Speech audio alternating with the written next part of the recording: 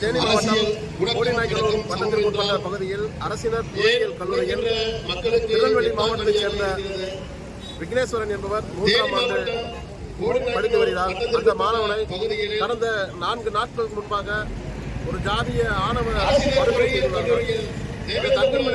அந்த மாணவனை அந்த கழிவறையில் இறந்துள்ளான் என்ற செய்தியை அந்த பெற்றோர்கள் தெரிவித்துள்ளார்கள். உட்பட நாங்களும் அங்கே சென்று பார்த்தபோது அந்த கழிவறையில் ரத்தப்போக்கு அதிகமாக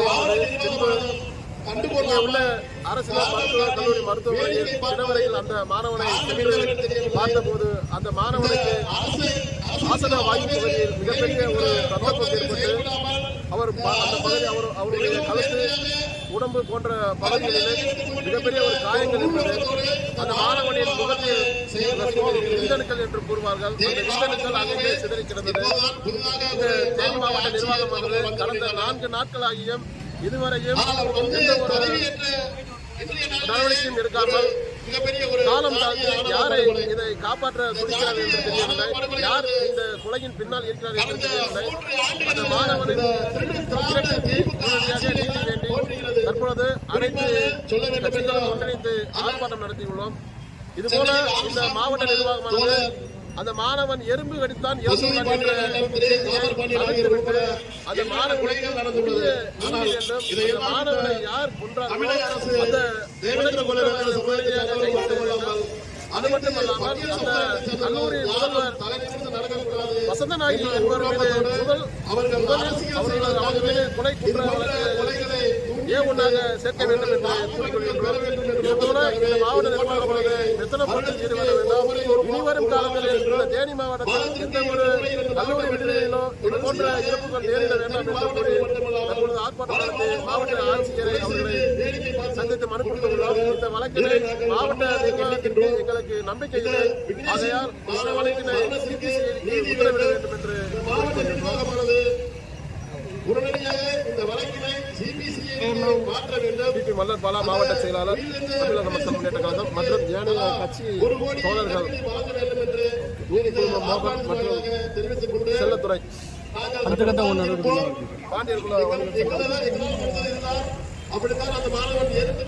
இந்த இறந்தவரின் தாய் தகப்பனானவர்கள் இந்த மாவட்டத்தின் மீது நம்பிக்கை இல்லாமல் அவர்களுடைய மாவட்டமான திருநெல்வேலி மாவட்டத்தில் தற்பொழுது ஆர்ப்பாட்டம் நடத்தி மாவட்ட ஆட்சியரை சந்தித்து இந்த மாவட்டத்திற்கு ஒரு அழுத்தம் கொடுப்பதற்காக அங்கே ஆர்ப்பாட்டம் நடத்திக் கொண்டிருக்கிறார்கள். இது போன்ற ஒரு மெத்தன போக்கு இந்த மாவட்ட நிர்வாகமானது செயல்பட வேண்டாம். அடுத்த நடவடிக்கையாக அந்த மாணவனின் யார் கொலையில் ஈடுபட்டார்களோ அந்த கொலை குற்றவாளிகளை கைது செய்யவில்லை என்றால் தலைவர் தமிழினவேந்தர் அவர்களை வரவழைத்து எண்ணற்ற இருக்கின்ற அரசியல் தலைவர்கள் எல்லாம் ஒன்றிணைத்து தேனி மாவட்டத்தில் வரவழைத்து மிகப்பெரிய ஒரு போராட்டத்தினை கையில் எடுப்போம் என்பதை தெரிவித்துக் கொள்கிறோம்.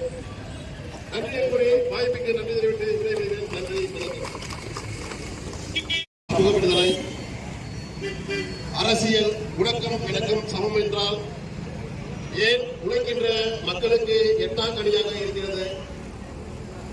தேனி மாவட்டம் கோடிநாயக்கனூர் வட்டத்திற்குட்பட்ட பகுதிகளில் அரசினர் பொறியியல் கல்லூரியில் தேவேந்திரகுல வேளாளர் சமுதாயத்தைச் சேர்ந்த மாணவரை சாதிய பெரியார் சாதிய ஆணவத்தோடு படுகொலை செய்திருக்கிறார்கள். ஆனால் இந்த படுகொலை செய்ததை இந்த மாவட்ட நிர்வாகமானது கண்டுகொள்ளாமல் காரணம் காட்டி வேடிக்கை பார்ப்பதில் காரணம் என்னவென்று தெரியவில்லை. இந்த அரசுக்கு அவர்கள் விளைவிக்கின்ற நோக்கத்தில் செயல்படாமல் இந்த அரசை மிகவும் நேர்மையாக கடுமையாக எடுத்துக் கொண்டிருக்கின்ற ஒரு உள்நோக்கத்தோடு இந்த மாவட்ட நிர்வாகமானது செயல்பட்டு கொண்டிருக்கிறது. தேனி மாவட்ட நிர்வாகமே இப்போதுதான் புதிதாக ஒரு மாவட்ட ஆட்சியர் அவர்கள் வந்து கொண்டிருந்தார்கள். ஆனால் அவர் வந்து பதவியேற்ற இன்றைய நாளிலேயே ஒரு மிகப்பெரிய ஒரு ஜாதிய ஆணவ படுகொலை. இந்த ஜாதிய ஆணவ படுகொலையானது கடந்த 3 ஆண்டுகளாக இந்த திருடு திராவிட திமுக ஆட்சியிலே தான் தோன்றுகிறது. குறிப்பாக சொல்ல வேண்டும் என்றால் அண்ணன் சென்னையில் ஆம்ஸ்டாங் உட்பட தோழர் பசுபதி பாண்டியன் அண்ணன் திரு ராமர் பாண்டியன் ஆகியோர் உட்பட எண்ணற்ற கொலைகள் நடந்துள்ளது.